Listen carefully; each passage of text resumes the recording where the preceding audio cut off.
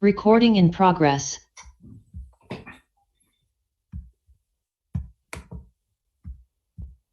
Yes, shall we start? Yeah, let's start.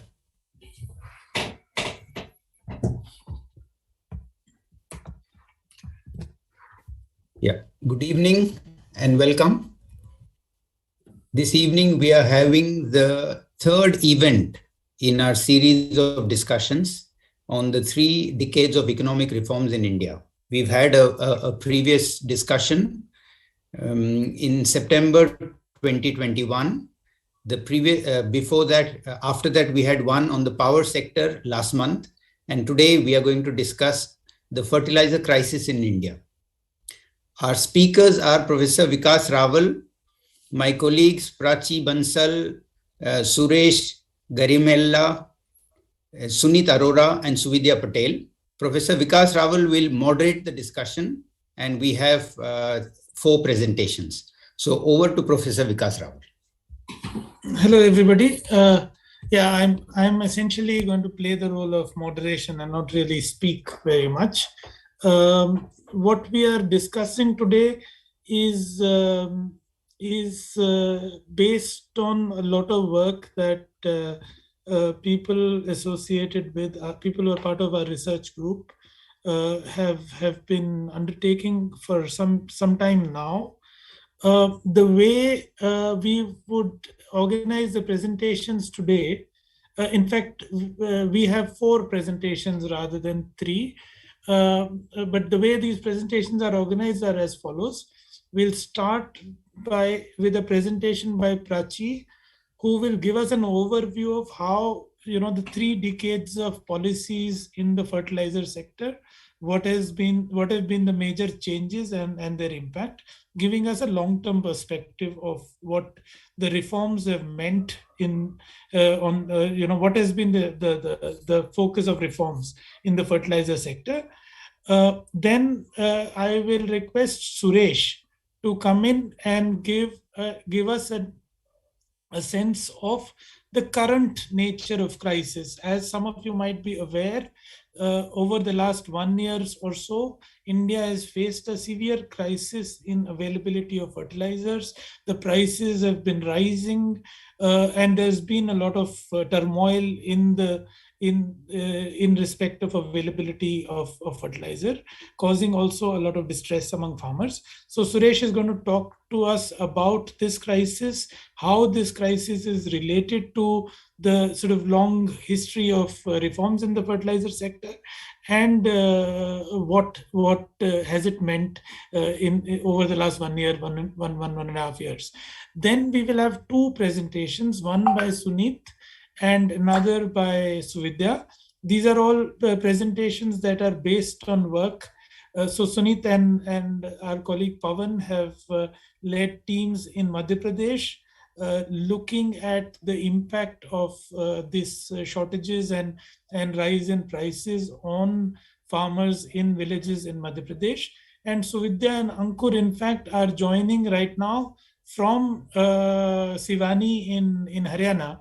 And they have been, as part of their fieldwork in Haryana, looking at how the situation has evolved during the Rabi sowing season and now. So they are actually speaking to us from Haryana. I'm not going to, so that's essentially the layout of what we're going to do. Start with a long term, then look at the immediate problems, and then go on to getting some understanding on what is happening on the ground. I do not want to take more time because these presentations are substantial and will need your attention. I just want to take 1 minute for people who are not familiar, just to give you one piece of information which would be useful as you listen to the presentations that follow, that when we are talking about mineral fertilizers, chemical fertilizers, there are essentially three major nutrients that plants need: nitrogen, phosphate, and potash. And the fertilizers that they will be talking about, urea is the major nitrogenous fertilizer. Diammonium phosphate or DAP is a fertilizer that gives nitrogen and phosphate. Single superphosphate SSP is a phosphatic fertilizer, and muriate of potash is the potash, major source of potash. Uh, my colleagues will tell you more about it, but I just thought it might be helpful for people to know these terms and what MOP and DAP and urea are about, so that you can make sense of what they are going to be talking about. So with that, I will stop here and invite Prachi to make a presentation on the history of reforms in the fertilizer sector. So over to you, Prachi. Thank you, Professor Rahul. Welcome, everyone. Let me just share my screen and start right away. Yes. So I will be talking about the fertilizer policies in the post-liberalization period in India. Let me just briefly give you an idea about the origin of fertilizer policies in India. They basically originated during the time of Green Revolution, when there was high use of HYV seeds, high use of pesticides and other chemicals. So Green Revolution essentially paved the way for use of fertilizers. During this time, fertilizers were actually given the status of Schedule B industries, and for the future expansion of these Schedule B industries or fertilizer industry was supposedly to be taken by the public sector. During this time, there was no budgetary subsidy on fertilizer. From 1943 to early 1970s, no budgetary subsidy existed. Only price controls were maintained.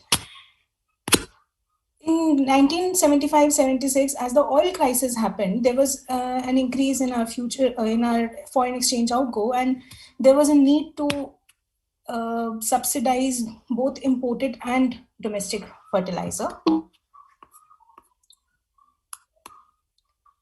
Before I give you a long-term overview of the fertilizer sector, just a few things to keep in mind: that India relies heavily on imports to meet the nutrient demands for crop production. We import our entire potash fertilizers, muriate of potash, MOP. We import phosphoric acid to manufacture DAP in India. In fact, India is the world's largest importer of phosphoric acid. We import natural gas for urea production. We have some of our own, and we import a lot. We also import other ready-made fertilizers. A lot of this would be talked about by Suresh, but this is just to give you, just to tell you that how reliant we are on the imports. The different phases of fertilizer policies in India. So pre-liberalization, we have this retention price scheme. The idea of the retention price scheme was actually to promote domestic production of fertilizer, and I'll talk more about it as I'll go ahead. But urea remained under the retention price scheme, or RPS, until 2003, whereas the P&K fertilizers, so P&K fertilizer are potash and phosphorus fertilizers, they were under this scheme only till 1991. After 1991, conscious decontrol of fertilizer prices started to happen, which took forms of different policies. First, the concession scheme, which ran from 1991 to 2010, and post 2010, we had the nutrient-based subsidy scheme. Please note that in both these schemes, urea was out of the purview, and urea had a different set of policies, and urea still, even today, continues to be under price controls. So only fertilizer under price controls, and the prices of other fertilizers have been decontrolled. I'll walk you through each of these phases now.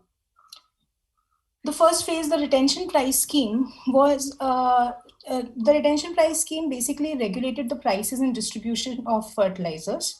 As I said, it started in 1977. The idea of the retention price scheme was that they calculated the cost of manufacturing fertilizers on the basis of use of different feedstocks, norms of consumptions of input, and capacity utilization, and also recommended a 12% post-tax rate of return on net worth as component of tax. The basic calculation of subsidy came from here, that the difference between the value that was estimated using this formula and a controlled level of maximum retail price was paid as subsidy to the manufacturers.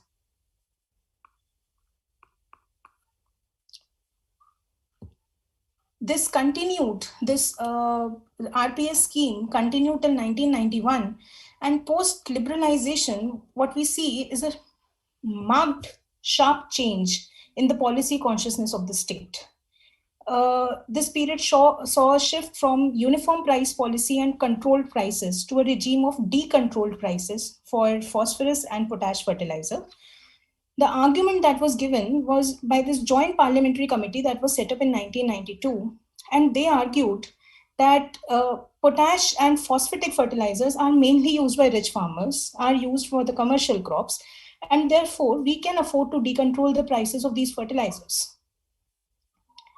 As a result of this wishful thinking, prices soared, and they increased so much that the government actually had to immediately intervene and reintroduce some form of price control, which they call the ad hoc concession schemes. This first attempt to decontrol actually was sort of a partial decontrol that happened, because during this time, the decontrol that they did during this time was set back by keeping the prices at a much higher level than they were under the retention price scheme. So the overall impact of this scheme was that there was an increase in retail prices of fertilizers other than urea. There was a slowdown in the use of non-urea fertilizer. There was an accentuation of the nutrient imbalance, and there was no reduction in the fiscal burden of fertilizer subsidies. The only thing that you did was that you actually increased the prices of fertilizers and controlled them at a much higher level.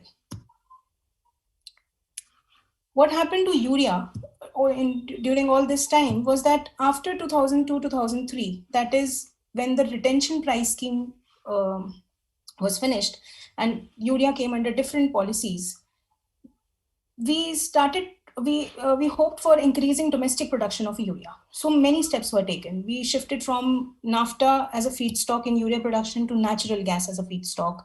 We tried to ensure an increase in the supply of natural gas. There was an expansion of pipeline network, introduction of gas price, increasing the efficiency of energy consumption.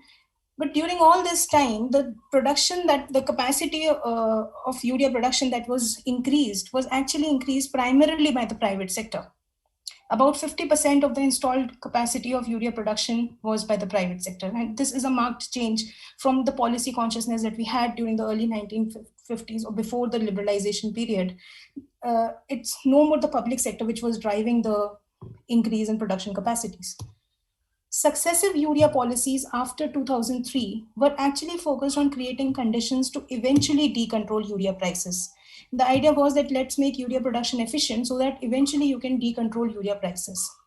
You've not been able to do so because it has been politically not feasible. But decontrol of the phosphorus and potash fertilizers was completely done in the nutrient-based subsidy scheme that was introduced in 2010. Now, this scheme covered different kinds of fertilizers, and while urea was not covered, other nitrogen-based fertilizers were covered under this scheme. The main idea of the scheme was that the subsidy given to the manufacturers was de-linked from the international prices and cost of production, and the fertilizer manufacturers were given the freedom to set the retail price of fertilizers, and the system of government regulation of prices of fertilizers other than urea was completely dismantled. Since 2014, Indian prices of DAP have also been significantly higher than the international prices.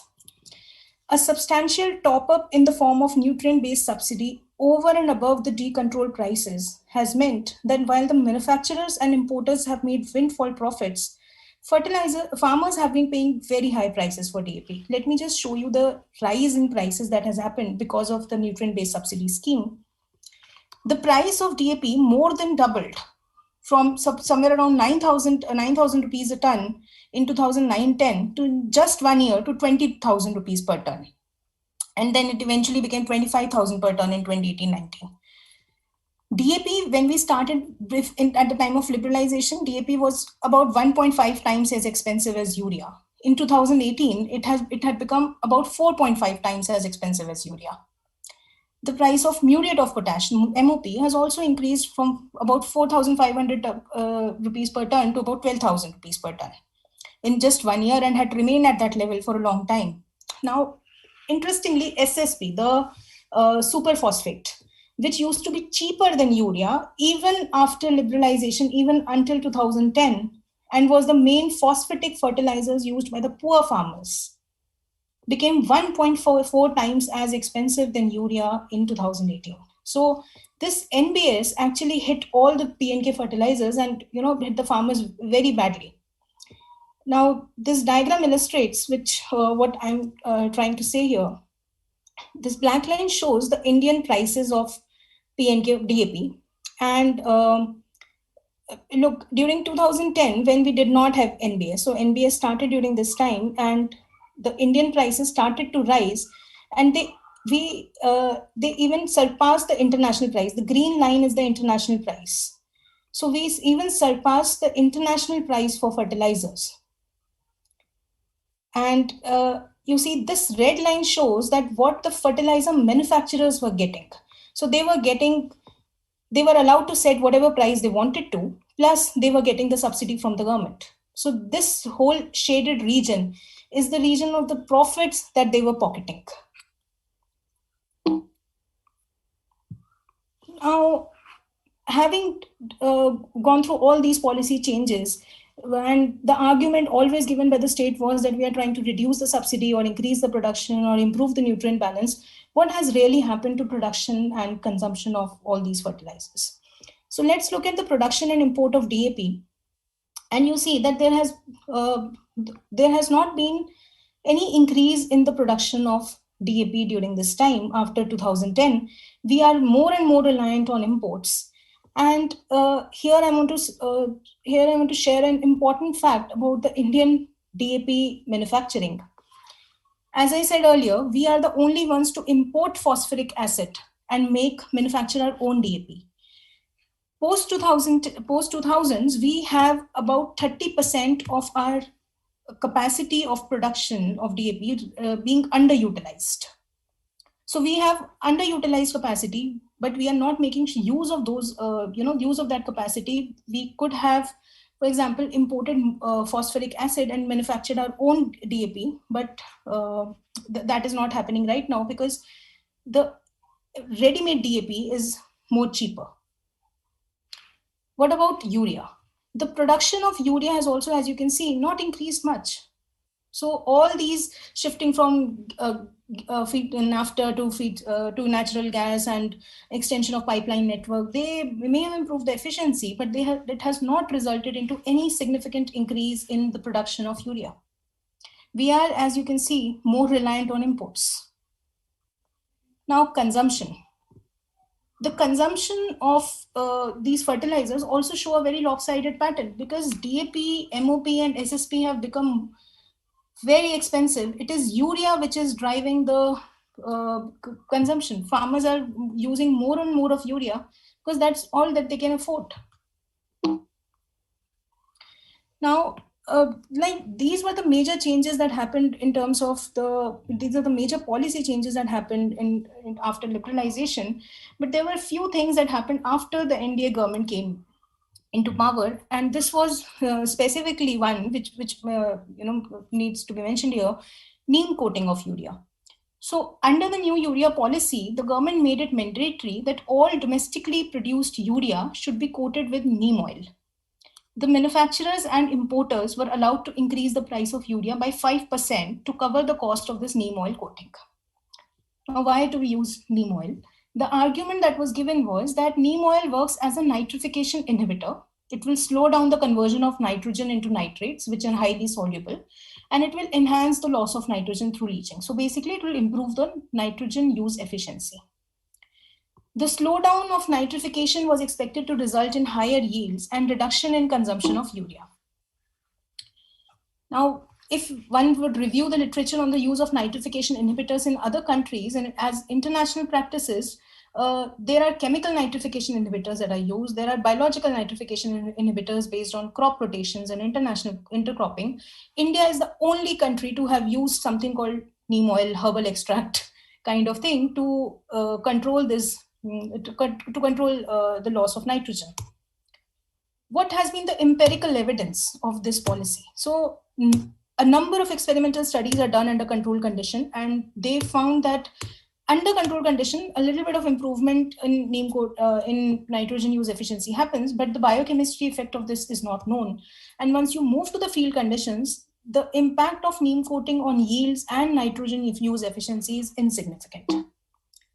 Now, why did I mention this was that this this practice of using neem coating has actually led to a spurious practice of people using vegetable oil and other kinds of oils to coat urea, so that, and this is actually some sort of pseudoscience that has been promoted in the name of neem coating. The other and the last most important policy change that has happened during this time after post-liberalization is the direct benefit transfer of subsidy, the fertilizer subsidy. Now, it was rolled pan-India in March 2018, and the direct benefit transfer in fertilizers presently is different from direct benefit transfer in other goods and services. Right now, the subsidy is not going to the farmer, it is going to the fertilizer companies. Eventually, it may go to the farmer. The subsidy is transferred on the basis of actual sale of fertilizers recorded through point of sale machines rather than on the basis of dispatch of fertilizer produced or imported. The major point to note here is that the sales that happen through the point of sale machines are linked with Aadhaar cards and land records, and only buyers who have this Aadhaar registration or land records and soil health cards are entitled to buy the subsidized fertilizers under the DBT scheme. The main purpose of this scheme is to actually target fertilizer subsidies and eventually limit the fertilizer entitlements to farmers. My colleague Suneet will talk more about the field evidence regarding the DBT, and I think I'll stop here. Thank you. If before I invite Suresh, essentially what Prachi's presentation shows that the liberalization in the fertilizer sector has had this peculiar trajectory in which government has decontrolled all fertilizers other than urea, resulting in a situation where fertilizer manufacturers were charging full prices to farmers. And on top of that, government was giving subsidy against that sale. So farmers, the manufacturers are essentially getting a huge profit on account of not just what they're charging from farmers, but this additional top-up subsidy that is being provided. This has worsened the use of fertilizer imbalance in a manner that the urea is being used even more, which not only has environmental implications, but it has meant that the total expenditure on subsidies has not fallen. And that really reflects the fallacy of economic reforms in the fertilizer sector, and in fact, I would say in agriculture as a whole, where even if you look at the argument that was given for the bringing about the reforms, which in this case was to bring down the fertilizer subsidies, even that objective is not met, and you actually have a situation where everything that you use to rationalize it, that the fertilizer subsidies are causing imbalance in nutrient use, the fertilizer subsidies are resulting in higher fiscal burden, all of that is worsened. And on top of that, farmers are made to pay high prices.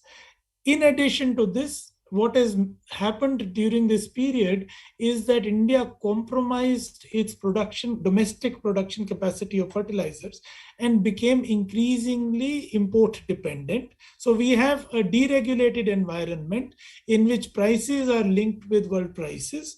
We have a situation in which private companies are in the lead for procuring, importing fertilizers and distributing it, and our own domestic production capacity is compromised.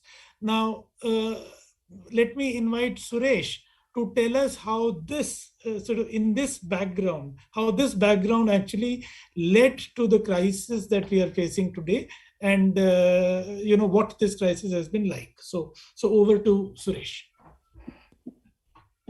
Thank you, Professor Vikas. Welcome, everyone.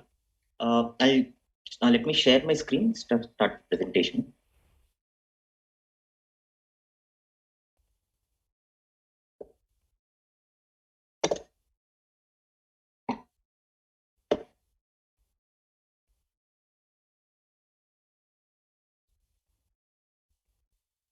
Use Control L to yeah. Thank you. Now, see, over the last 1 year, we have witnessed significant shortages in the availability of fertilizers. These shortages are seen in all of the major fertilizers, including DAP, MOP, and urea. There has been a sharp increase in these prices of fertilizers internationally, which in turn has put pressure on the prices domestically, where we can see the reactions of the government, where during the crisis it tries to enhance the subsidy or bring back the price control policy. Also, there have been, what we have to see is in the last 1 year there have been significant reduction in imports. It is generally understood that there have been reduction of imports is because of breakdown of supply chains, container crisis, etc. But I would like to argue that there are other reasons for this crisis for this availability crisis. India is increasingly dependent on imports, which also makes India vulnerable in terms of its food security. Just if we look at the data in 2021, 21% of a total urea used in India is imported, 55% of the DAP is imported, and 100% of muriate of potash or MOP is imported.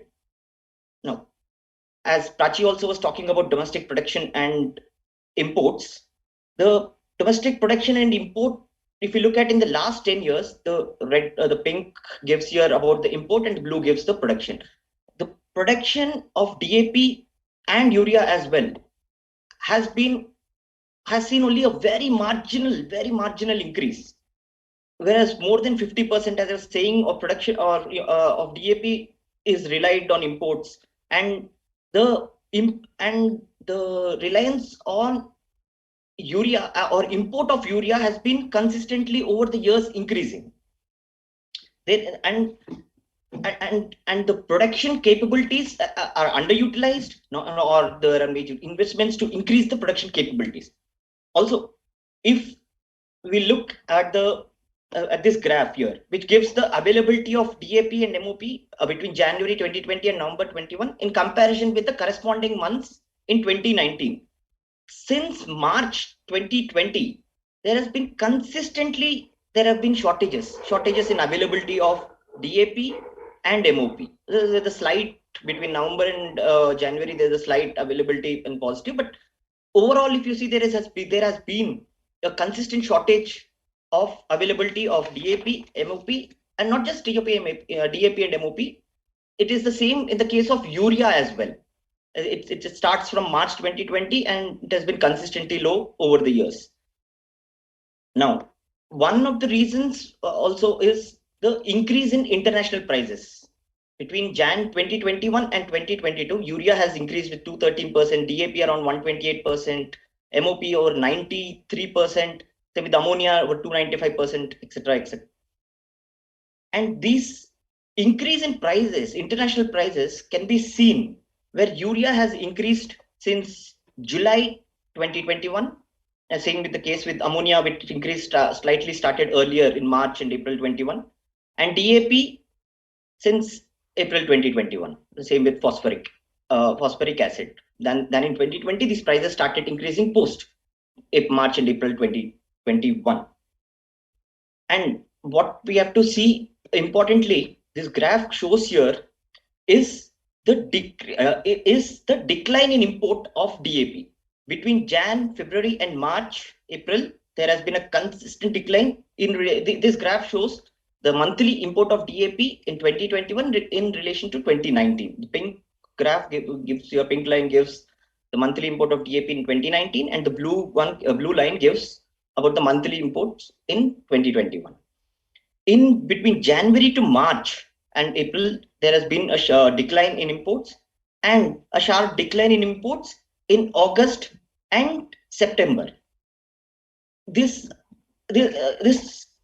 also resulted in the crisis of availability of fertilizers in October and November 2021 during the Rabi sowing season. Now, if we see just in the case of DAP, between January to June in 2021 in comparison to 2020, the decline in imports is 26%, and specifically between Jan to March, it is 72.41%. And at the same case, with August to September, it is nearly 80%, whereas between July to December, it was 29.80%. And as I was talking about, it is not just because of the breakage in supply chains. What we can see is in this imports, there has been a huge as the government increased the subsidy, enhanced the subsidy in May and October of 2021. In May, rupees 700 per bag has been enhanced in the case of DAP. In October, 438 per bag. This enhancement in May and October, we can see that the imports raised in June and July of 2021. At the same after October, November, and December in 2021. Once the subsidy was increased, the imports also increased. Now, primarily, India is also mostly dependent on 4-5 countries mainly for import of DAP, urea, MOP, and so on and so forth. In the case of DAP, it is primarily relies on China and Saudi Arabia.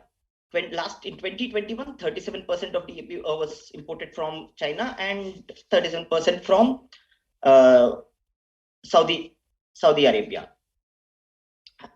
This in 2021, we imported 63 million tons of DAP, in which 17 million tons was from China itself.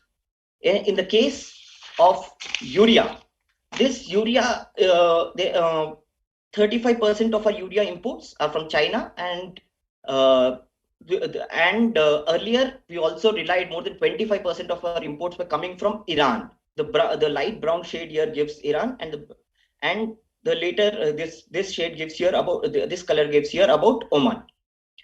Primarily, what we have to see is India, which used to import more than 25%, after the sanctions on Iran in 2017 and tightening of them in 2018 and 19, our imports have nearly stopped from Iran. And after that, our reliance on China for urea has drastically increased. In 2020, out of the total 1 million tons which we imported, 34 million tons were from China. In the case of MOP, we rely mainly on Canada and Belarus. And in 2021, whereas we imported 31 million tons, 10 million tons were from Belarus and 7 million tons were from Canada. The brown here shows Canada, the yellow here shows the imports from Belarus. 31% in 2021 alone were from Belarus. For production, on domestic production of DAP in India, we rely on the imports of phosphoric acid and rock phosphate. Phosphoric acid mainly from Jordan and Morocco. The same is the case with rock phosphate. It is also primarily from Jordan and Morocco, with other small countries giving their shares. Now, what we have to see here is this reliance on these imports has also made us dependent on other countries such as China, Russia, and Ukraine to an extent. Now, in 2021, because of the increase in the price of the thermal coal, China has stopped production or reduced the production of both urea and phosphatic fertilizers and has halted its exports till June 2022. What we have to see here is China is one of the biggest exporter of fertilizers. It accounts to 1/3 of the global DAP trade and 1/10 of the global urea. And as we were seeing, the imports, India imported in 2021 35% of its total from urea from of urea and 37% from DAP. With this halting of export by China and also also by Russia. Russia is also one of the biggest exporters of urea across the world. The whole Europe is dependent on Russia for natural gas and the fertilizers, whereas because of the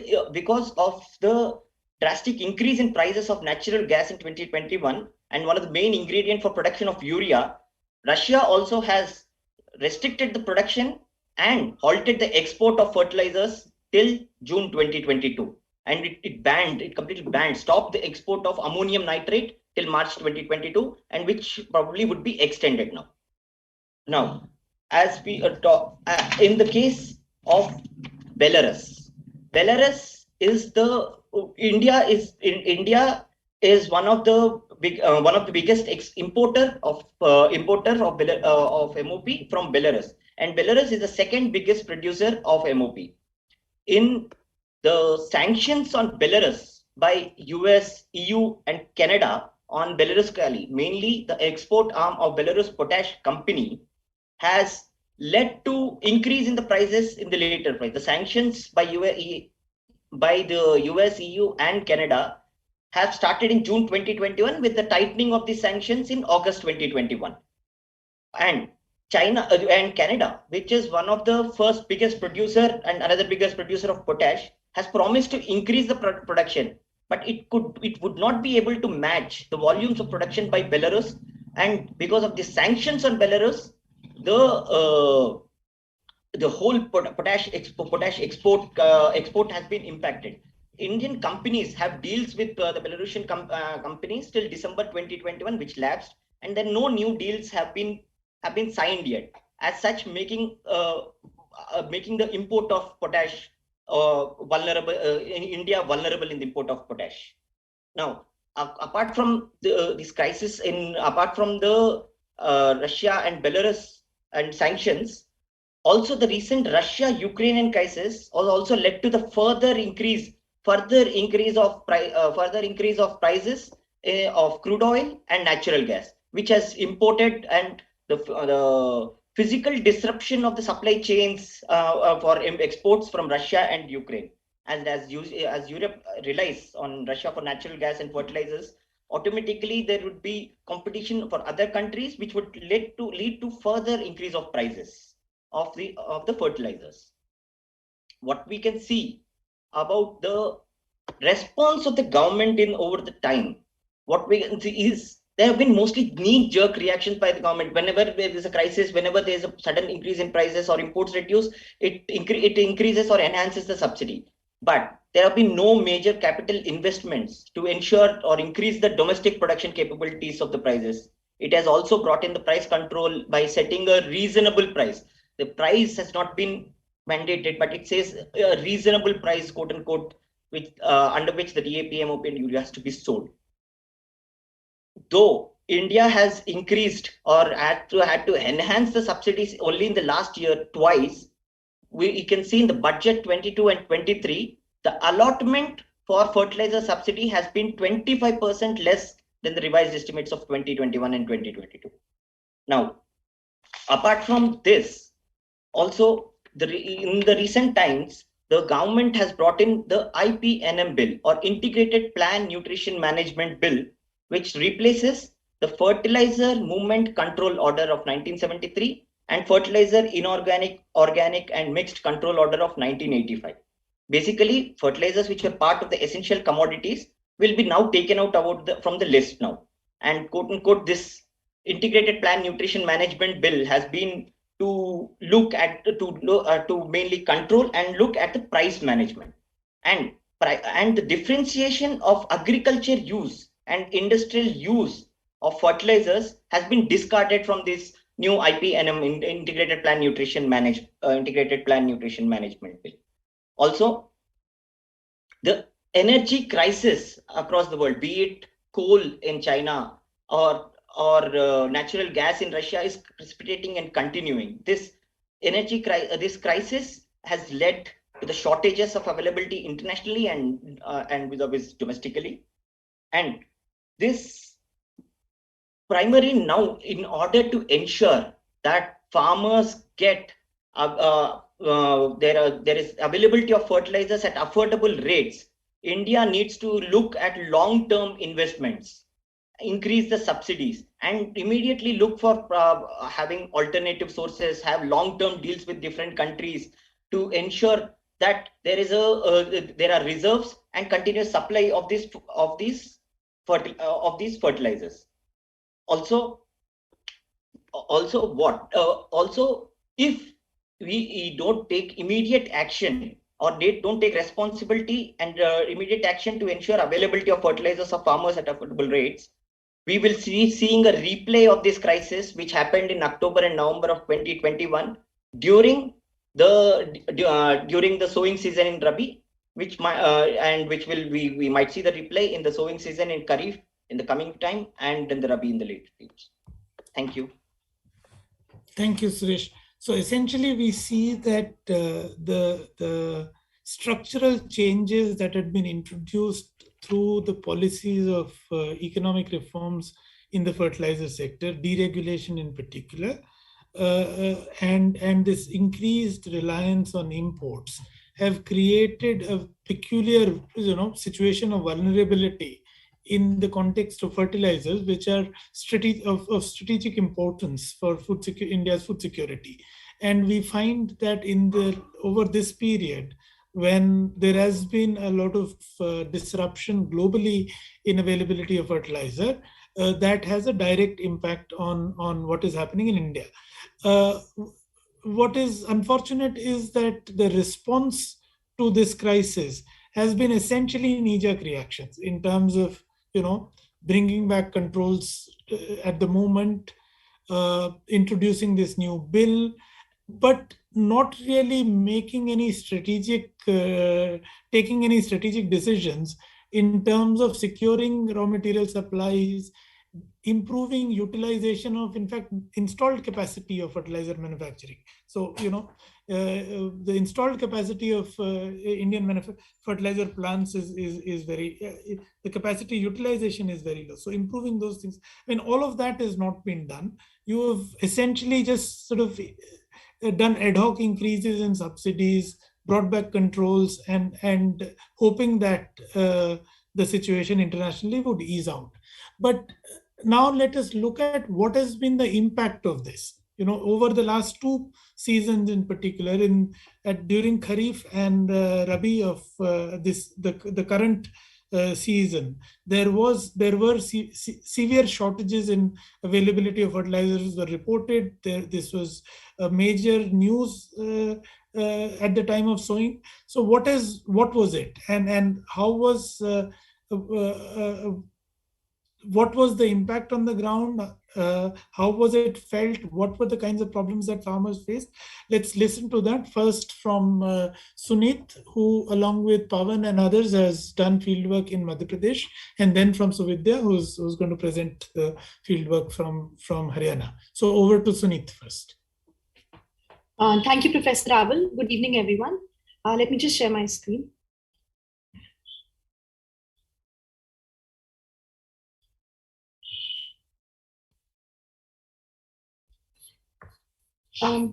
So in order to assess the impact of changes in the availability of fertilizers on agricultural activity in rural India, we conducted short village level studies in the state of Madhya Pradesh in December 2021.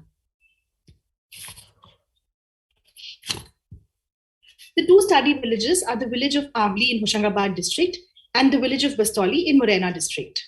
Now, Avli falls in one of the major wheat producing regions in central India.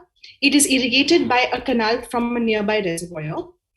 It is also very well connected to large commercial centers, and the cultivation process has undergone extensive mechanization.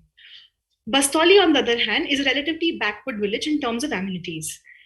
Irrigation is mainly done through tube wells, private tube wells, and there's manual labor is still prominent in the cultivation process, and there is weak physical connectivity with large commercial centers. There's a town nearby which is called Kelaras, which is where most of the shops are there, but the connectivity is mainly dependent on private modes of transport. In terms of cropping pattern, wheat is the main Rabi crop in Avli and is cultivated on around 95% of population holdings. Paddy and soybean are important kharif crops. And there's a summer crop, which is the moong bean, which is grown during the bridge months between kharif and Rabi. In terms of, in Bastoli, mustard and wheat are the main Rabi crops, and bajra is the main kharif crop. There is no prominent summer crop cultivated by the villagers in Bastoli. In terms of fertilizer use, we found that Avli has a much higher average use of fertilizers as compared to Bastoli. So higher potential incomes have actually fueled more use of fertilizer in southern Madhya Pradesh, which is where Avli lies. In almost all crops, we can see that cultivators in Avli are using much higher amount of fertilizers, and the main fertilizer used are DAP and urea. For paddy cultivation, there are some other inputs which have been used by cultivators in Avli. In terms of procurement of fertilizers, there are three primary channels for obtaining fertilizers in Avli. First is the cooperative society in the village. So members can take fertilizers on credit, and then the payment can be made after the wheat produce is sold to the state government. The limits are enforced through the use of land records, and Aadhaar cards are mandatory. The second option is to procure fertilizers from an input shop in the village by making cash payments. And the third option is to transport them from the nearby city of Hoshangabad by making cash payments. In case of Bastoli, the two main channels of purchasing fertilizers are cooperative societies in the nearby town of Kelaras. Here, again, the members can take fertilizers on credit, and the payment can be made after the produce is sold. The second option is to buy it from a counter of the district marketing officer in Kelaras. Here, the limits on the fertilizers are enforced the use of Aadhaar card. So on one Aadhaar card, you can procure 2 bags of urea and 2 bags of DAP, but the payment has to be made in cash. So what we found during our survey is that societies actually were rationing the distribution of fertilizers, and the limits were enforced based on the availability of Aadhaar cards and land records, which is mandated by the DBT scheme. And the farmers were forced to actually buy from private shops at much higher prices. So if you look at this table, you can see that the price of a 50 kg DAP bag in a village society was at rupees 1200, whereas when bought from private shops, you will have to spend between 1250 to 1400 rupees for the same brand. For urea, the prices in the society were 267, but in private shops, the prices hovered between 300 and 350 rupees per 45 kg bag. Now, a common substitute for DAP is NPK, which is a combination of 3 nutrients: nitrogen, phosphorus, and potassium. So a 50 kg bag of NPK was actually selling for around rupees 1500, depending on various compositions. Now, the NPK can actually be used in place of DAP, so this was a preferred alternative by the farmers in the face of shortage of DAP. Almost all farmers reported difficulty in procuring DAP before the sowing season of Rabi in 2021. There was substantial delay in the arrival of fertilizers in the cooperative society in both the villages that we surveyed. So the other alternative was to purchase it from private shops. Many of the farmers actually made the purchases in cash as opposed to buying it on credit from the society. However, large farmers found it relatively easier to procure fertilizers, as the shopkeepers also prefer selling it in bulk to farmers who can buy large quantities in one go. Large farmers also reported procuring fertilizers much in advance of the sowing season because they were able to get the information regarding the shortage through their connections with input dealers. We also found that almost all large dealers had reduced their sale of DAP due to unavailability of stocks by around 20% of what they sold last year. There was also refusal on the part of some of the sellers to get into selling urea and DAP this time because of increased risk of government inspections and interference. As compared to large dealers, small shopkeepers actually found it much more difficult to procure the stocks, and some of them were not able to sell at all during this Rabi season. Due to a shortage of DAP, farmers in Avli actually had to make a switch to another alternative, which was NPK.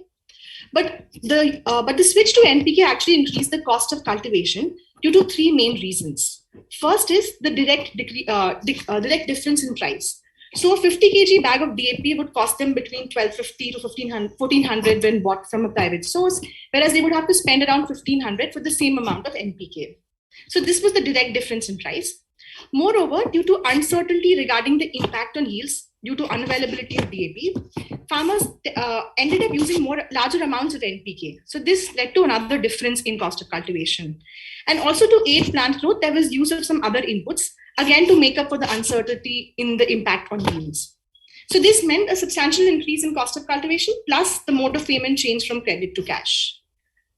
In case of urea, we found that for the second round of application, which is done around 20 days after sowing, there was acute shortage in the availability of urea. Even though the prices had increased much before, still it was unavailable in the village societies as well as in private shops at the time of the survey. It did become available later on, but there was a delay of around 20 days for the second round of application. In terms of access to fertilizers across classes of farmers, we found that large farmers actually had a better deal. So they were able to purchase fertilizers in advance. They had prior information through their connections and networks. Input dealers also sold their existing stock to customers who had paying capacity well in advance of Rabi sowing. So the sowing happened in November, and large farmers had procured fertilizers in end of August. This means they also bought fertilizers before the prices actually went up. So they were able to procure fertilizers before the prices reached around 1400 rupees per 50 kg bag of DAP. Small farmers, on the other hand, faced increase in the cost of cultivation due to unavailability in the village society, and they had to procure alternatives instead of DAP, which also meant that we found evidence that they resorted to short-term borrowing to meet the expenses on fertilizers, which they had to procure by making cash payments. In other years, they usually buy term credit from the societies, and they're not forced to make this short-term borrowing. To sum up our major findings, we found acute shortages in availability of DAP and urea during Rabi season 21-22. Farmers had to switch to more expensive alternatives like different compositions of NPK, and the mode of payment changed from credit to cash payments, putting an additional strain on almost all classes of farmers. However, this increase in cost of cultivation, along with this increase in cost of cultivation, large farmers did have slightly better access to fertilizers. And we found evidence of short-term borrowing by small farmers to meet this expenditure on fertilizers. Thank you. Thank you, Sunny. May I now request Suvidya to take over and tell us about the experience in Haryana? As I mentioned, Suvidya and Ankur are still there. They are doing the field work, and they connect us literally live from the field. Thank you, sir. So this is a preliminary work which is based. We need your sound to be volume, Suvidya. Am I audible, sir? Now. Barely. Just speak closer to the mic.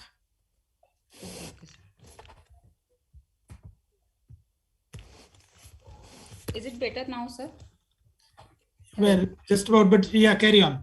I suppose people should just raise the volumes of their speakers. I'm afraid Suvidya is speaking from a dharamshala in Sivani, so we'll have to bear with this. Maybe people can increase the volumes of their speakers to compensate. But Suvidya, carry on. Okay, thank you, sir. So this is a preliminary work which is based on a sample survey of the farmers in the two villages of Bhiwani district and a survey of farmers in the APMCs of Ambala and Karnal.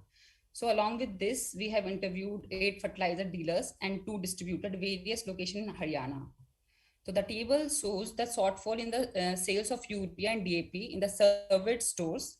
Most of the stores reported a fall in the fertilizer sales in the range of 15 to 55% in the Rabi 2021-22 season as compared to the latest Rabi season.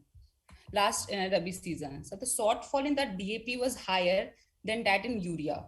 So in such a situation of shortage, it is important to look at how did the farmers and the fertilizer traders dealt with the crisis on the ground. So due to the shortage of the fertilizer, quantitative restrictions were imposed and the farmers were given only limited bags of fertilizers. We found that this rationing started from the month of September for DAP and from October for urea. So a limit of 5 bags of urea and DAP per person was initially imposed, and this limit was further reduced to 2 bags per Aadhaar, and even 1 bag at some places at the time of serious shortage. So the limit was arbitrary and was decided by the local administration, which included the ADU of the region. And whenever the stock of fertilizer would arrive at the dealer, the local ADU or his junior officials would come to supervise the distribution of fertilizer, and they used to check the stock and the sales register of the dealer. So the situation was so bad that the local police had to be used for crowd management. So most of the farmers reported that the entire family had to stand in queue for several days to get a limited amount of fertilizer bags, and still could not manage to get as much as bags they needed. And on the other hand, some non-farmers who managed to get some bags of urea sold it to the farmers at the rate as high as 400 bags per bag. Village provided some relief to the local farmers as they could get in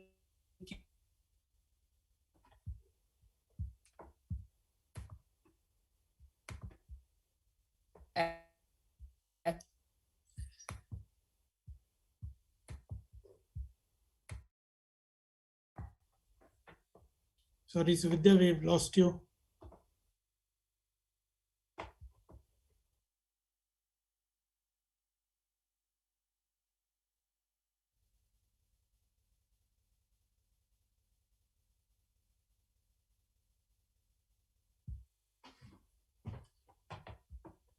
Let's just wait for a little while. Suvidya, maybe you should log out and log in. Suvidya, I can't hear you. Suvidya, we've lost you. I'm audible, sir. Yeah, now you are. Yes.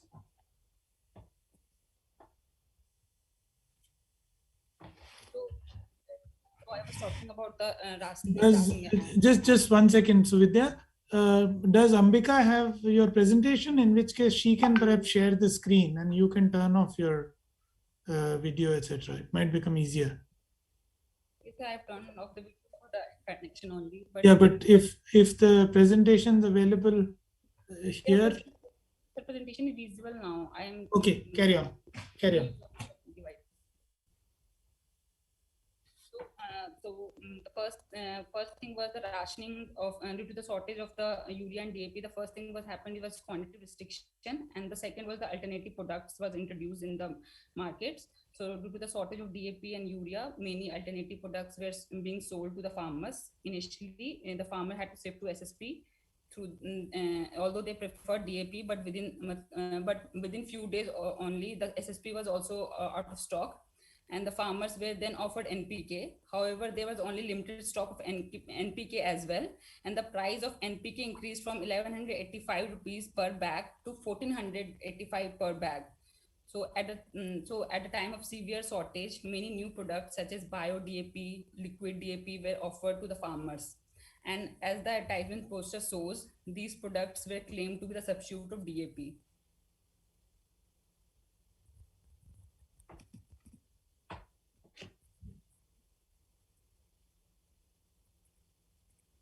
One of the alternative was the liquid DAP, which is the solution of various chemical in the liquid form. And the price of liquid DAP was rupees 1300 per liter, and half of the liter was needed for an acre. So in a crop such as mustard and wheat, the farmer were asked to soak the seed in this liquid and then sow.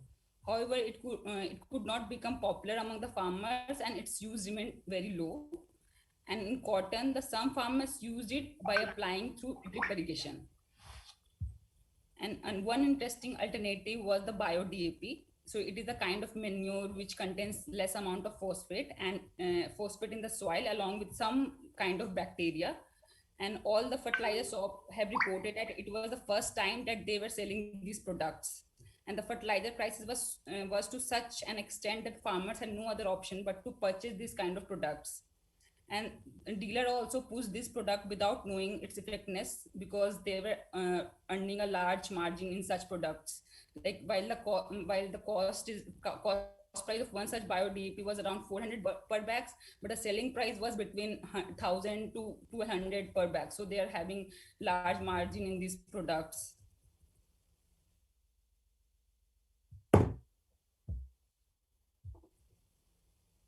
So in case of urea, IFCO has called nano urea, which is in liquid form instead of granule form. So it has to be sprayed on the plants and is observed through the leaves. So while developed by IFCO, nano urea was available at all the retail shops in the sample. And although the farmers preferred to use urea in the granule form, the limited amount of sales of nano urea took place. So the shortage of fertilizer also led to the interlocking of different input markets. So taking advantage of the shortage and the crisis, the distributor and the dealers forced the buyer to purchase the other inputs such as seeds, pesticides or herbicides along with the DAP and urea. So we came across with many such incidents, many such combination during our survey. So at some places DAP was bundled with sulfur, while at some places pesticides or herbicides were bundled with DAP as well as urea. So this interlocking took place at the level of distributor as well as retailer. The distributor would supply a higher stock of urea to particular retailer if he agreed to sell higher stock of other inputs, mainly pesticides. So while some of the retailers were able to sell this extra stock of inputs separately, many asked the farmers to buy such inputs compulsorily along with the fertilizer. So at the retailer level, this kind of interlocking was more prevalent in Ambala and Karnal and relatively less in Bhiwani. So, IFCO, this practice was apart from IFCO, every private shop, this type of practice was prevalent among many brands. At the time of shortage, some of the farmers had to take the help of their commission agent in procuring the fertilizer, which further strengthened the interlocking of input market with the sale of outputs. So interlocking of agriculture produce market with inputs and credit market is a serious problem, and the crisis accentuated this problem. So interlocking was very prevalent in our sample. So most of the fertilizer dealers gave preferential treatment to their regular and large farmers in various ways. Sunit has also mentioned about this.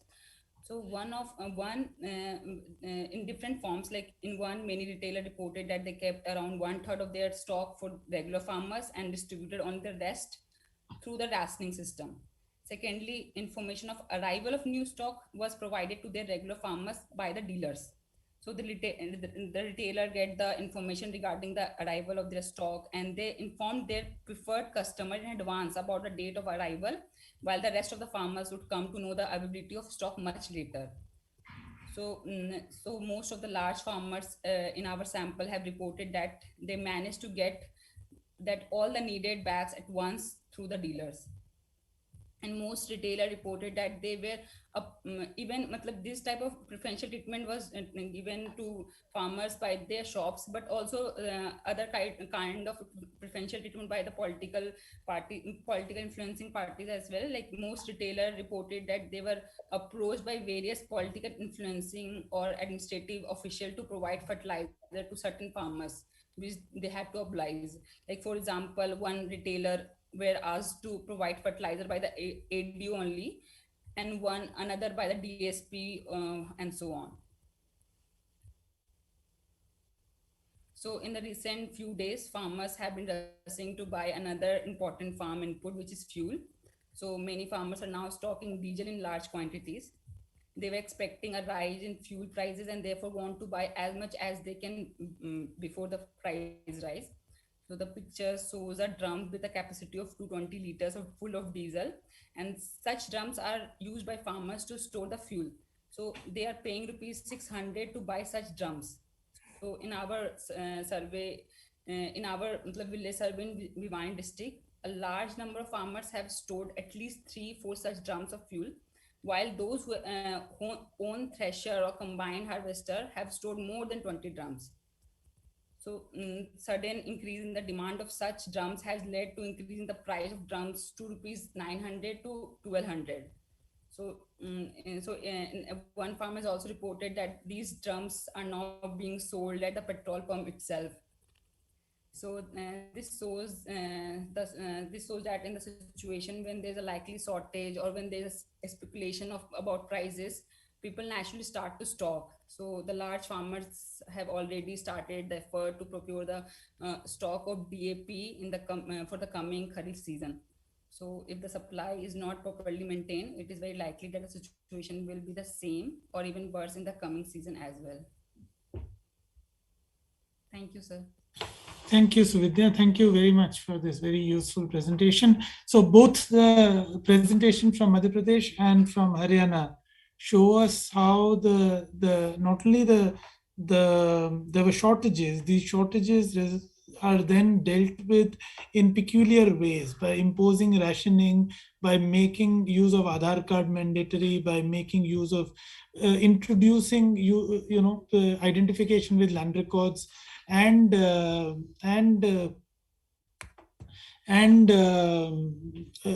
interlocking, that you can buy fertilizer only if you also buy pesticide. If you can buy fertilizer only if you buy seeds from the same person. You can buy fertilizer only if you go through a commission agent to whom you are then committed to sell your crop, and things of this kind. And these are then used to disadvantage, in particular, the poor farmers who have to buy these things in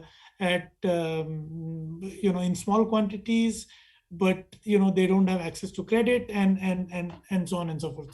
So implications of these shortages are felt in a differential manner, with small farmers being more adversely affected.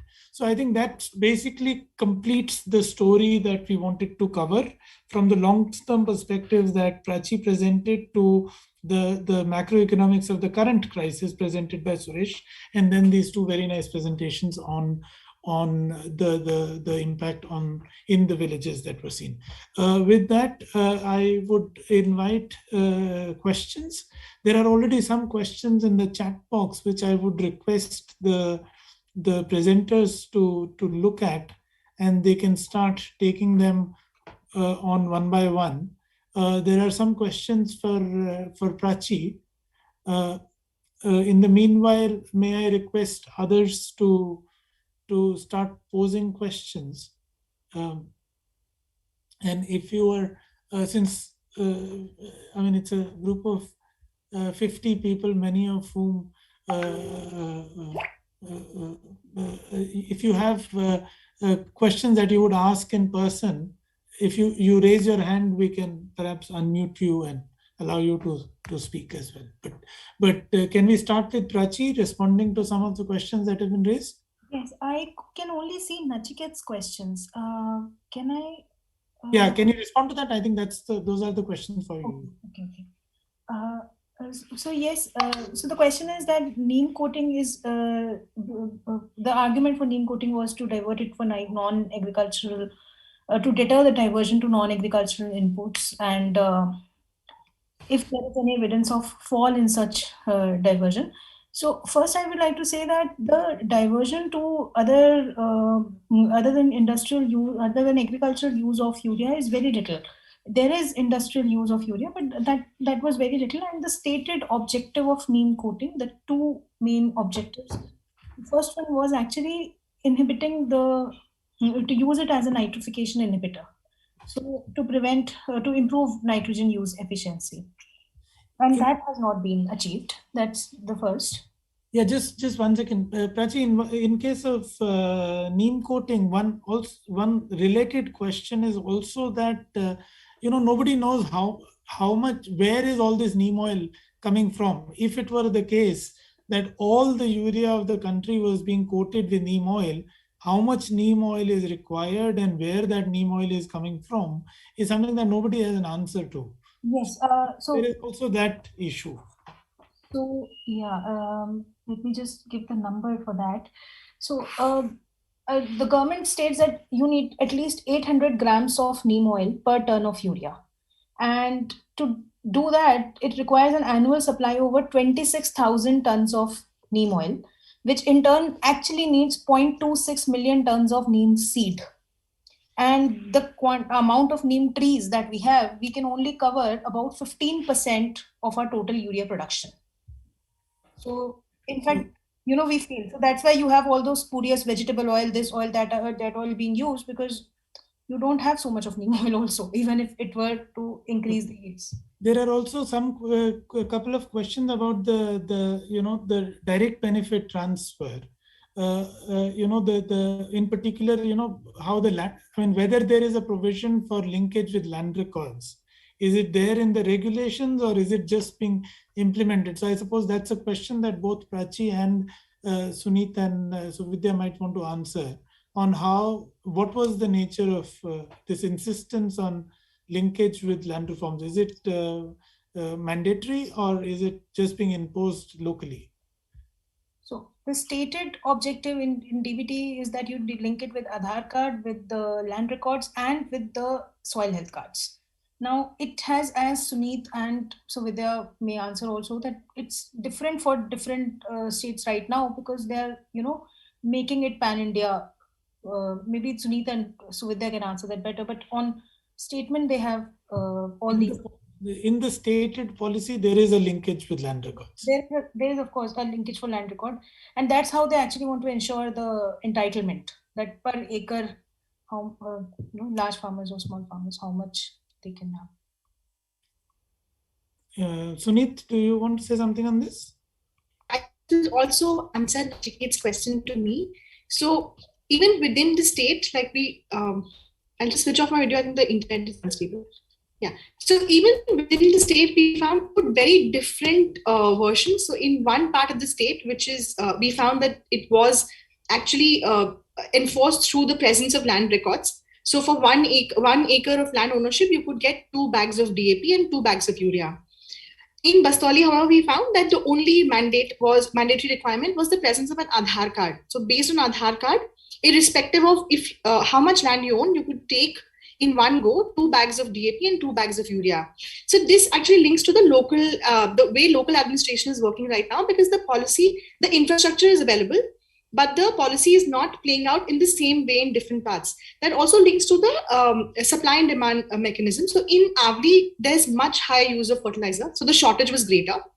And the other important point is that Bastoli is in Morena district, which is close to Gwalior, which has very high political connectivity. So the more fertilizer rakes were available in Morena and earlier. So there the shortage was slightly lesser than Avli. So that also sort of made the the policies of administration stricter in Avli, and land records were used to enforce limits. Yeah. There is a related question from Yuko about whether does everybody have Aadhaar cards? That I suppose more or less people do have Aadhaar card, most of them. Yes. But there is a limit to how much you can get per Aadhaar card, and I suppose by amount of land. We have here Inderjit Singh, Jayati, Professor Chandrasekhar, Barbara. I don't know if any of them has a question and they would want to unmute and speak.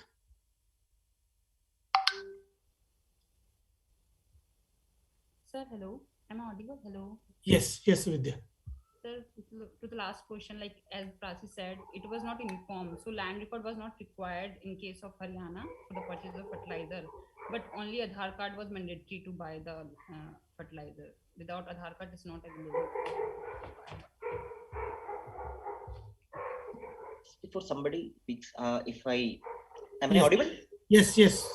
Generally, I've seen 2 questions here which talk about that domestic production of our fertilizers in India is also mainly relied on imports from other countries. So it's since we are always will there be any sufficient?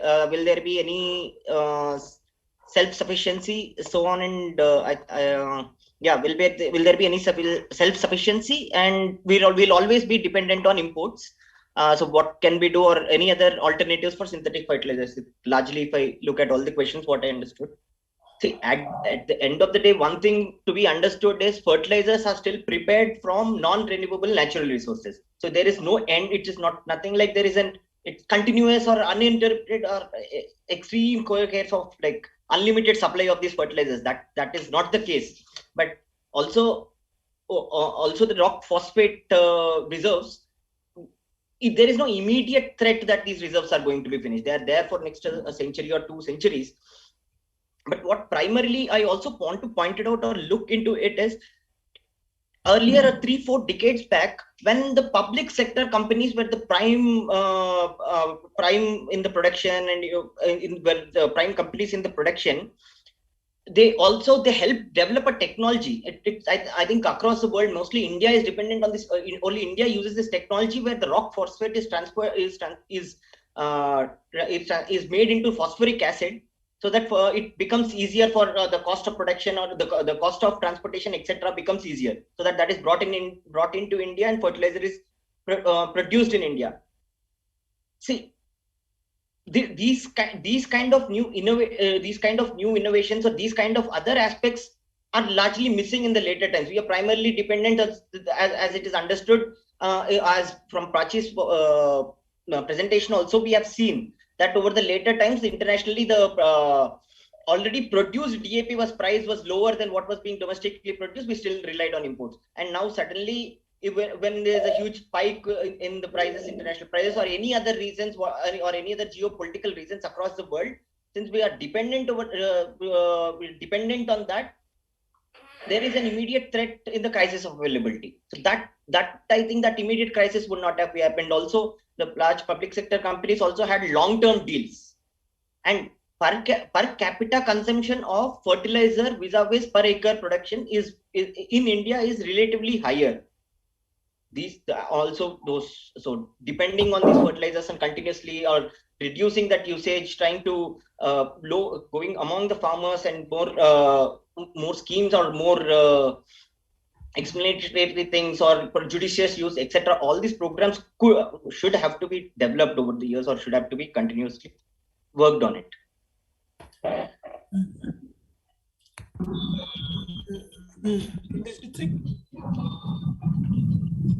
Hi, Comrade Indrajit, you have a question. Hello. Yes. Hello. Can you hear me? Hello. Yes, we can hear you. Okay. I was just wanted to convey to you that because Haryana also is one of the states where shortage of fertilizer had affected the farmers a lot recently when the Rabi crop was being sown. And there were, long queues were seen, and at some of the places, the fertilizers were distributed from the police stations, So now that is only one observation I am conveying the, magnitude of the problem. And secondly, now on 2nd of March, the state budget was presented by the Chief Minister, who holds the finance portfolio also. He has advised the farmers to go for organic farming, and for 3 years he has promised that government will compensate the loss of yield in case of those who will be adopting organic farming. And even central government budget also was pleading for what you must have read as zero budget farming. So I think apart from their other obligations, they slowly are going to stop the supply of fertilizer through the as a state responsibility, and it may be switched over to the private players to make the fertilizer available at more and more prices, and slowly there shall be no subsidy at all. Thank you. Yeah. There is a question from Professor Chandrasekhar about whether the shortage is because of imports from China being cut off. Suresh, do you want to explain that? The whole China linkage? No, last 1 year, there's not been. We got the imports from China. China has halted exports from December 2021. Has reduced production after November and halted the exports from December 2021 till. I'm sorry, I missed that bit of your thing. So, what exactly explains the I mean, okay, we have Ukraine and what's going to happen in the future. What really explains this shortage we've had over the last year and a half, or a year or so? I think mostly because of the energy crisis and increasing the prices of coal and natural gas over the years, the international prices of these fertilizers shot up, and traders did not import it because it would be they would have to sell at losses for losses in India. For There's example, also Belarus. The Belarus sanctions. Belarus sanctions created a shortage of DAP, right? No. Sorry. No, Belarus. From Belarus, we import mostly muriate of potash. So potash shortages were mainly a result of. Yeah. No. So the point is, traders could have hiked domestic prices. No, I mean, there's no. No, the government has this policy that they have to be sold at reasonable prices. So it is not clear that you have to be sold. It is not written in as an order that you have to be sold at this price only, but they cannot hike it more than 1,200. For example, in the last time before the increase of subsidy in May 2021, the prices internationally increased from 1,200 to 1,700 or more. Then 700 rupees of subsidy was increased in May. After that, the imports increased. Primarily the difference of the prices has been covered through subsidy, through increase in subsidy. That is when the imports again started in June and July.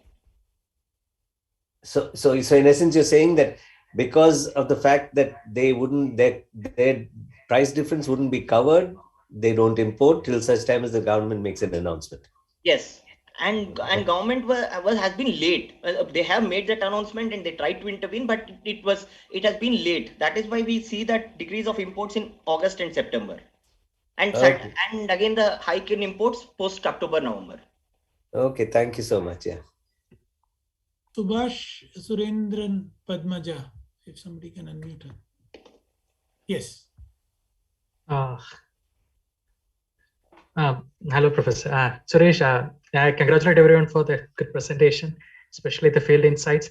But what I understand is what Suresh said as the recommendations on strategies which you could pursue. We have worked on those strategies with Ministry of Fertilizer in 2020 and 1920, and we figured out it is much complicated than what we perceive from an academic perspective. Especially, we often look just as the prices as a manifestation and make strategies based on prices, but the producers, the situation, especially in with this fertilizer, is pretty complicated from international scenario. One is due to the reason that the raw materials are in very few countries, and it's very difficult. And those the switch in import from domestic production to import also happens because of our joint ventures there. Also, it's much complicated than just drawing based on the price strategy. I would also say that you're giving less credit to the government. They are trying hard, because we worked with them for a while, and we found out that they're also trying hard to figure it out how to do that.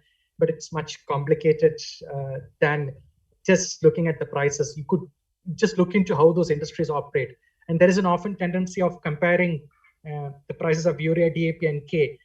But these are completely different sectors in a way. They operate in a different way. That whole dynamics is different. So look into those dynamics to understand what's more happening. And it's, to just put it shortly, it's pretty complicated than the usual inferences drawn in this sector. Thank you, Subhash.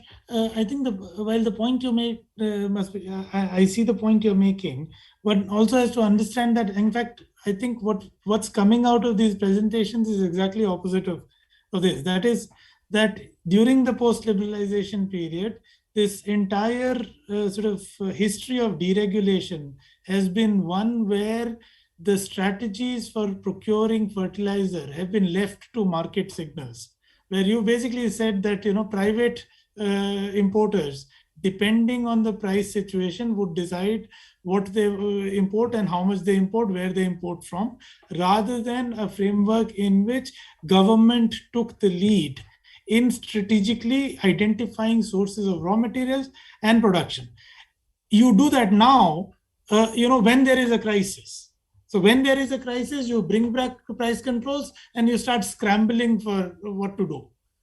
But you have undermined your capacity to strategically plan for obtaining, and knowing that this is a critical requirement, and that we do not have raw materials, and precisely as you said, the raw materials are available only from some countries. India to make strategic decisions on how you're going to do it, and this is in sharp contrast from how it was done earlier, when India, in fact, this idea of using phosphoric acid to get phosphoric acid manufactured in source countries, import phosphoric acid rather than phosphatic rock, and manufacture DAP in India, was quite an innovation in some ways, to beat the fact that we didn't have raw materials and importing phosphatic rock was going to be expensive. You found a way of doing it. Similarly, strategic investments abroad was something that was done by the public sector, by IFCOs and so on, something that was undermined in the process of privatization and deregulation. You are now trying to do it again, but it's a bit late. I mean, this is the situation you find yourself in is a result of what has been done over the last 3 decades. So that needs to be understood. I just want to give a small thing, as Professor C.P. Chandrasekhar sir was asking. DAP rates were paid by the farmer was 1,200 and the government subsidy was 500 in April 2021. And so the companies used to get around 1,700 per DAP bag. When the later prices DAP price increased from 1,900 to 1,900 or over 2,000, the government increased the subsidy of plus 700 rupees. So the subsidy was increased to 1,200 so that the prices will be brought back to 1,200. That is when in June and July the imports increased, and later DAP price shot up more further to more than 2,000 or 2,500. Then again government has stepped in to increase the subsidy for 438 under DAP and 100 under NPK fertilizer. Any other questions? You can raise your hand, write the question in the. Well, there is a question from Nachiket. What are the long-term recommendations to address the fertilizer crisis? Now, that's a difficult one, but I mean, I would say one is that we have to get out of this fixation to, design fertilizer policies with the objective of bringing down subsidies. We have not managed to do it in the last 3 decades. We have only worsened the situation. We have created more distortions in the fertilizer policies, and we have not reduced the subsidy. So one is we have to get out of this fixation, and on the other hand, actually realize that this is a critical input. We cannot not have a strategic perspective about this, have a plan, and if fertilizers were not made available to farmers at reasonable prices, the distress this would cause, the intensification of agrarian distress that this would cause would be something that would be something that we have not yet seen. So one needs to first and foremost realize the strategic importance of fertilizers as a sector, understand that these have to be subsidized, in a manner that both ensures that these are available to farmers at reasonable prices and a balance in nutrient application is maintained. So rather than providing huge subsidy on urea and providing no subsidy on DAP and things of that kind has to be stopped. And India needs to make investment in production capacity, needs to find ways of obtaining raw material and produce fertilizer. The reliance on imports, particularly based on price signals, is not necessarily a good idea. Professor Ghosh has a question. Jayati. Hi, yeah, in fact, I had put it in the chat because it's just, might be my ignorance, but do you have any evidence on the impact on yields so far? Because obviously there has been this shift to much more nitrogenous. There's been reduction in use fertilizers now for several years. So is there any evidence on the yields? Prachi, do we have that evidence on? You want to talk about that? We have an evidence on fertilizer productivity, if I could say that. Yeah. That is the productivity per unit of fertilizer input. Yes. Prachi, can you have that. So yeah, that would be. So okay. Rather than sharing it, I'll just read out the numbers because it's easier for me to do. Yes. So India has the lowest fertilizer productivity compared to all the countries in the world, and that we've computed for wheat, maize, and rice. And so we use very high amount of fertilizer. We use very high amount. So Prachi, can you again just what is India relative to say the global mean or something else or other developing countries? Or so globally the fertilizer productivity would be some 35 points as in the kg of crop divided by kg of the total fertilizer, and India would be somewhere around 16, which is the lowest. So 75 and 16. 35 and 16. 35. Okay.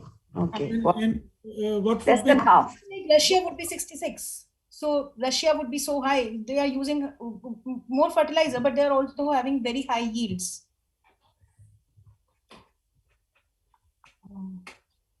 Yeah, so Indian efficiency is very low. Very low. And it has obviously worsened because of this problem of the distortion becoming worse. This over-reliance on urea, increasing over-reliance on urea has made it worse. That's quite clear. This is a really startling difference. So what explains this? Why are we so bad at this? Over time, we have totally deteriorated our nutrient use, the balance. We are focusing more and more on urea, and there are crops which specifically requires phosphorus, which specifically requires potash for their growth, and that total imbalance that has happened has really, the potash and phosphate has basically become impossible. Too expensive for for poor farmers. So if you are going potato, you need potash, but you just can't afford it. So you just put more urea. And it basically leaches into the ground, most of it. So then, no, I'm just thinking in terms of the time trend. So let's say 20 years ago, were we better relative to the global average and it's deteriorated significantly since then? Or has this a structural feature of it? Yes, 20 years ago, we were far better because we were using comparatively, a balance of use was better. I'm so sorry that I don't have these numbers ready. It's there in the paper, but I just don't have it ready right now. But this is a very impressive piece of work anyway, all of you. Congratulations. Thank you, Jayati. Any other questions? All right, I think if we've dealt with most of the questions, can we then request Jessim to take over and close the session? Yeah, thank you, Vikas. Thank you, Prachi, Suresh, Suvidya, and Suneet. Also, a special thanks to Pawan, who has been working, as you have seen from the slides, he has worked with all of them at the background. He works on data. He has also done field work. On behalf of my colleagues here at SSCR, I would like to thank the audience, all of you, for coming in and listening to our presentations. We had some very interesting discussion. This fertilizer group will continue this work and in the coming days, both looking at policies, data, secondary data, and going back to the field and looking at the situation.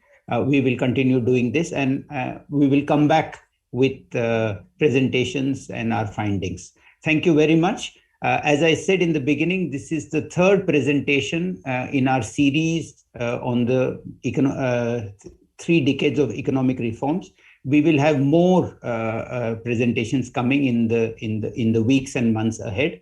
We look forward to your participation. Thank you and good night. Jason, sir, if you don't mind, can I share just a small graph for Jayati, for Professor Ghosh? Yeah. Please go ahead. Yes. So this is the fertilizer productivity that you see. So the yields divided by the kg of nutrient or fertilizer that you're using for maize, rice, and wheat. And you see, while the world average is here, we are in all crops at the lowest level. And countries such as Russia or China, which use comparatively very high quantities of fertilizer, are have much higher yields because the balance is much more better there. I'll just stop now. My God, this is devastating. Thank you, Prachi. Thank you, Prachi. Yeah, thank you once again. And until our next presentations, yeah. Thank you. Good night. Bye-bye.